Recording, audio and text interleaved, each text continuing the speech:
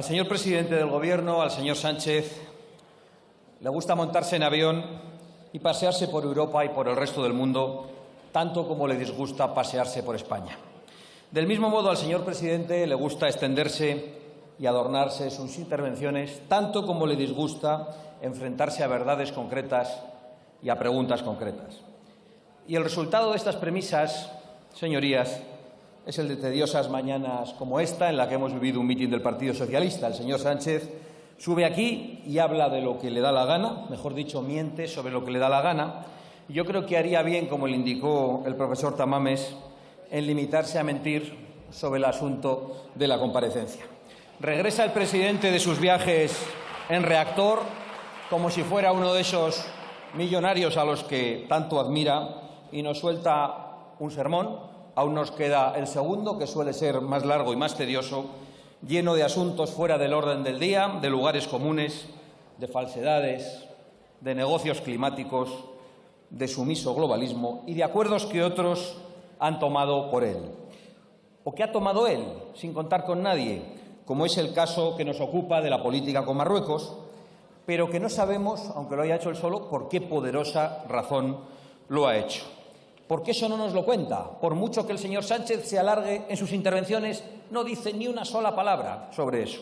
Y ese secreto que guarda en relación a sus pactos con la monarquía alauita, que ni siquiera le recibe cuando va por allí, resulta que es una de las causas, quizá, por las que no le gusta pasear por España, porque hace muy poco, en uno de los mítines del señor Sánchez, una de las asistentes le hacía una pregunta y le gritaba, entre abucheos, ¿cuánto le ha pagado Marruecos? Señorías, entenderán que yo no voy a reformular esa pregunta tan capciosa.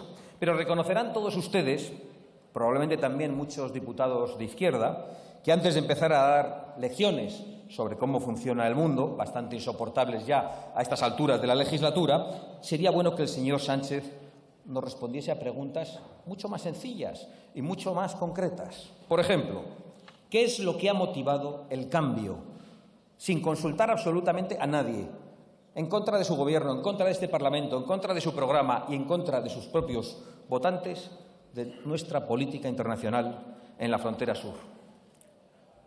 ¿Cómo es posible que de un día para otro el señor Sánchez asuma la postura marroquí sobre el Sáhara cuando había empezado su legislatura, trayendo ilegalmente a España a uno de los jefes del Frente Polisario?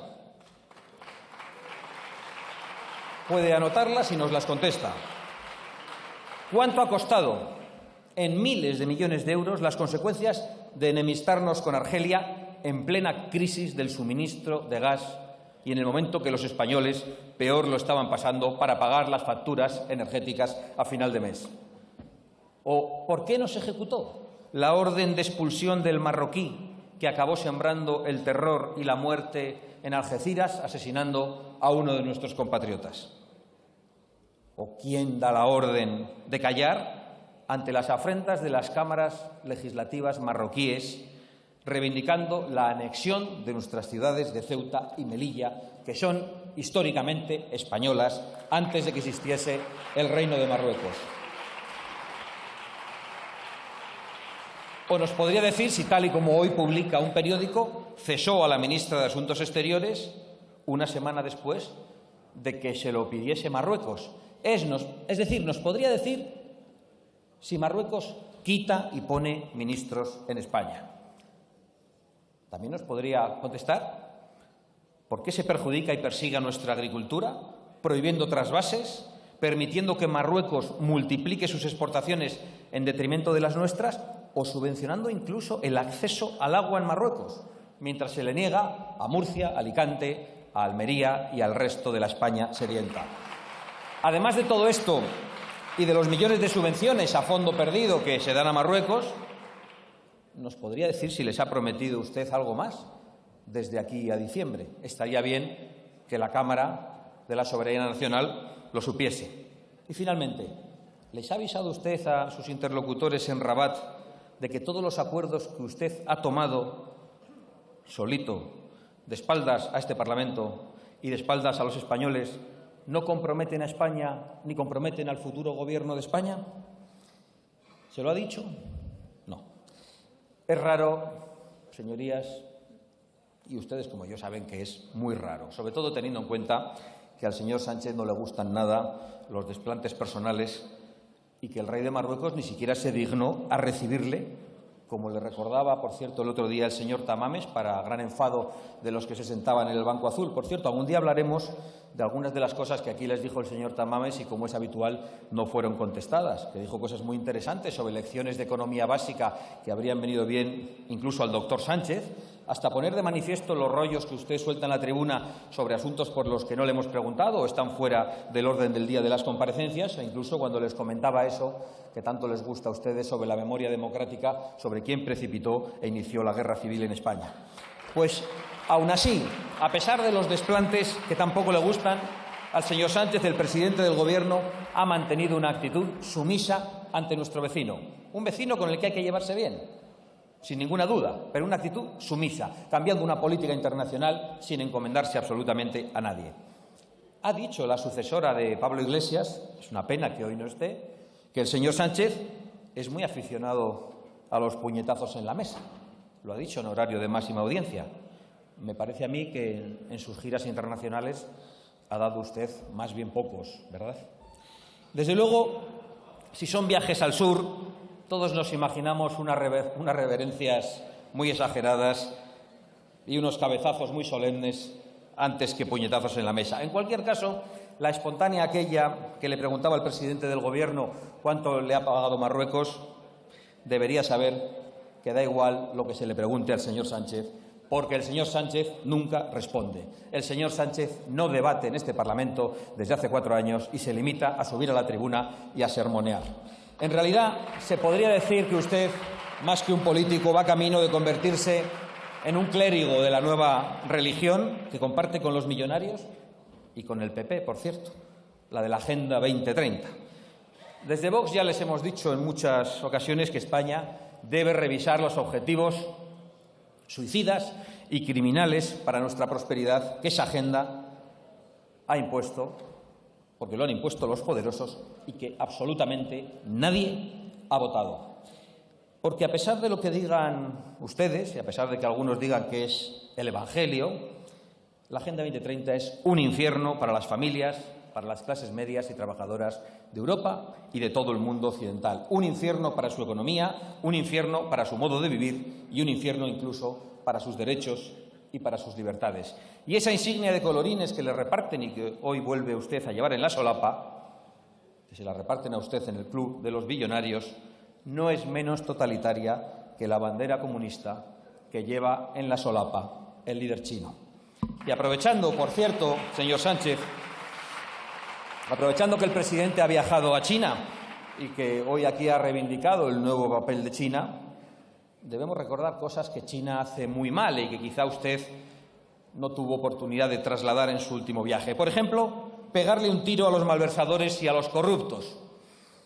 Hombre, es un exceso. Es un exceso que va contra los más elementales derechos humanos. Pero yo me imagino el auténtico choque de civilizaciones cuando llega allí el señor Sánchez y les dice que aquí a los malversadores y a los corruptos no solo no se les mete en la cárcel, sino que se les indulta porque se lo han exigido sus socios para aprobar presupuestos y así de paso no entra en la cárcel el líder de su partido. Yo creo que los chinos en estas reuniones o no se lo creen o piensan que se han perdido algo en la traducción simultánea, porque no pueden creerse que haya un gobernante que con tanta desvergüenza como para sacar adelante leyes que convierten en impune el saqueo al dinero del propio pueblo. Pero, en fin, más allá de esos excesos y de esos choques culturales que usted habrá vivido estos días, hay otras cosas muy negativas en China. Y como va camino de aumentar aún más su influencia en Europa, deberíamos analizar, por ejemplo, la contaminación, que sorprendentemente ha dejado de preocuparle a usted. Porque sucede que ustedes, y en eso van de la mano de los señores del Partido Popular Europeo, se ponen a legislar y a tomar acuerdos contra los europeos. Por ejemplo, persiguen la industria por sus emisiones con unos impuestos absolutamente abusivos e inaceptables. Restringen el uso del coche, amenazan con racionar la carne y darnos a todos a cambio insectos, criminalizan el campo y todo en nombre de la Agenda 2030 y de la Pachamama, pero luego llegan a China y se callan. como muertos, se callan.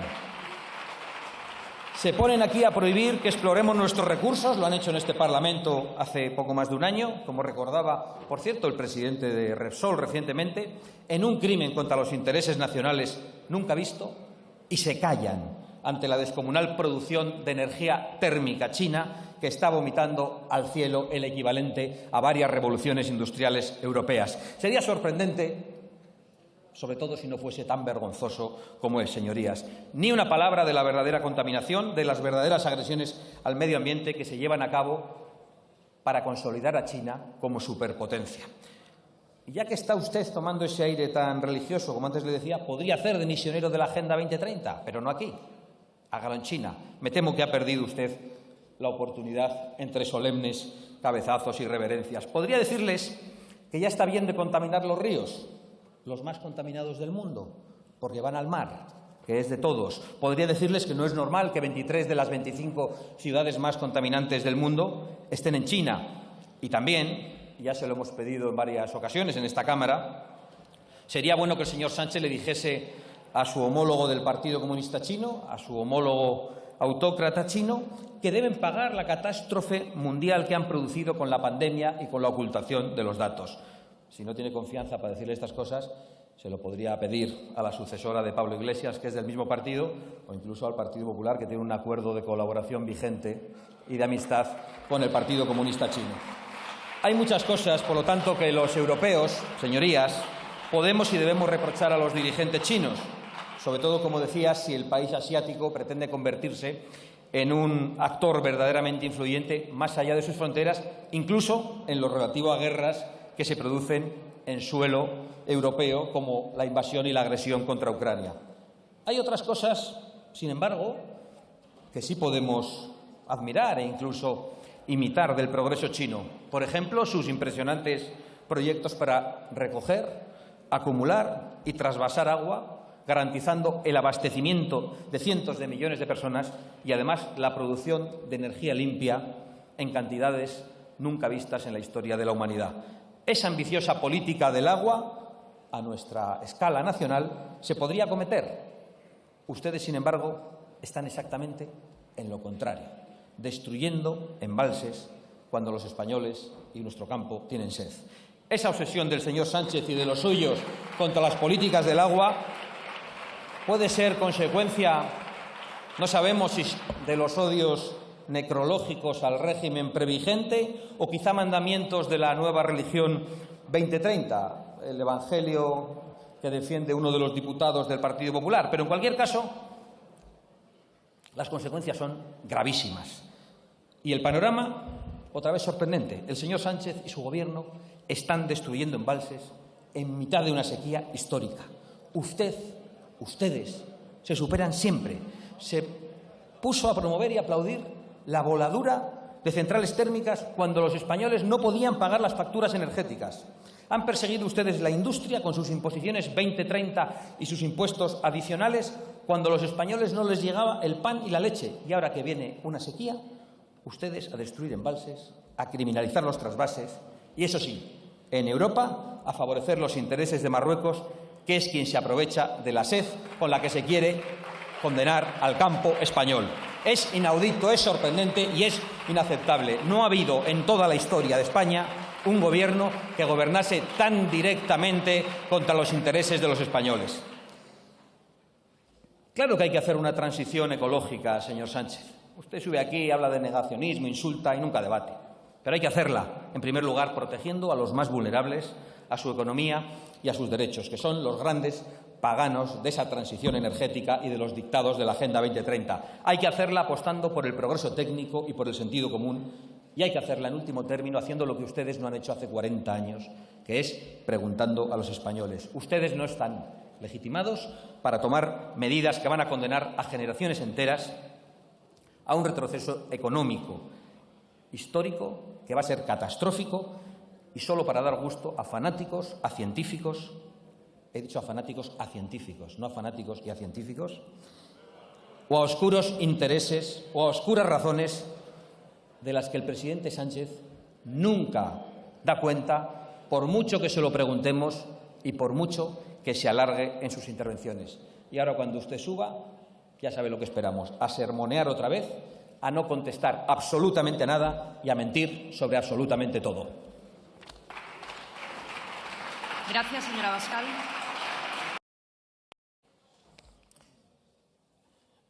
Ha dicho usted que soy muy ocurrente, pero que no tengo ninguna gracia. Lo ha dicho con un tono de severidad que no sé qué pretendía, pero tengo que decirle que me alegro mucho que a usted yo no le haga ninguna gracia.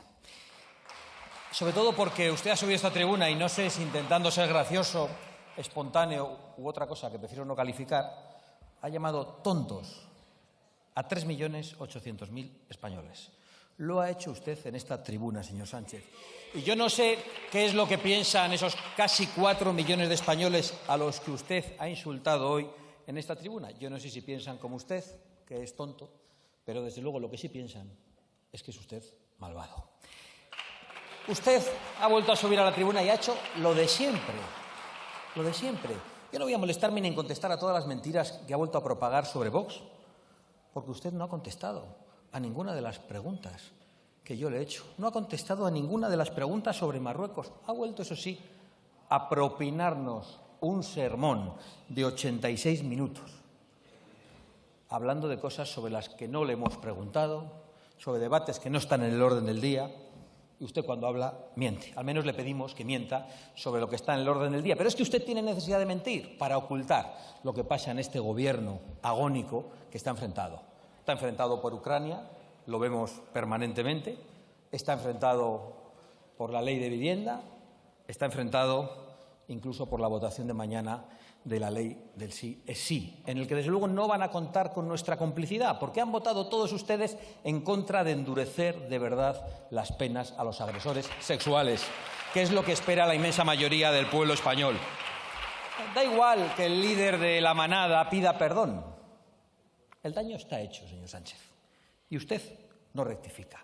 Este gobierno se ha convertido en un peligro para las mujeres, eso sí, disfrazado de feminista.